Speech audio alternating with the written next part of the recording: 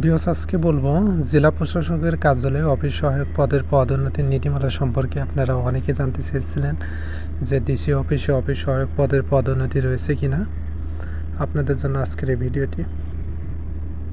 Viewers, আপনি যদি জেলা প্রশাসকের কার্যালয়ে বা ডিসি অফিসে অফিস সহায়ক পদে যোগদান করেন, তাহলে অফিস সহায়ক পদে 3 বছর সন্তোষজনকভাবে চাকরি সম্পন্ন করার মাধ্যমে পদোন্নতির নীতিমালা অনুযায়ী আপনি পদোন্নতি পেয়ে দপ্তরি পদে যেতে পারবেন।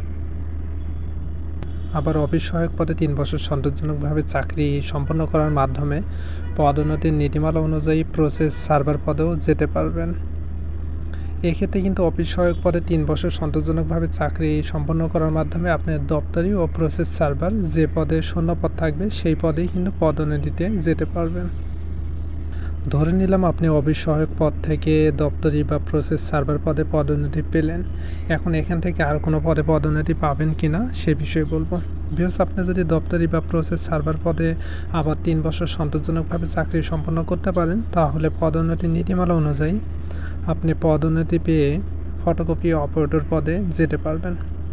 এরপর আপনি যদি ফটোকপি অপারেটর পদে আবার 5 বছর সন্তোষজনকভাবে চাকরি শেষ করতে পারেন, বা প্রসেস সার্ভার ও দপ্তরি পদে 8 বছর সন্তোষজনকভাবে চাকরি সম্পন্ন করতে পারেন, তাহলে পদোন্নতির নীতিমালা অনুযায়ী আপনি পদোন্নতি পেয়ে সার্টিফিকেট সহকারী পদে যেতে পারবেন।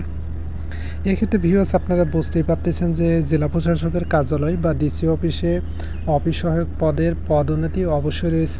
এই পদ থেকে আপনি বেশ কয়েকটি পদে পদোন্নতি যেতে পারবেন। সেই ক্ষেত্রে কিন্তু সময় সাপেক্ষ, অর্থাৎ পদোন্নতি যে খুব তাড়াতাড়ি পাবেন বিষয়টা এমন নয়।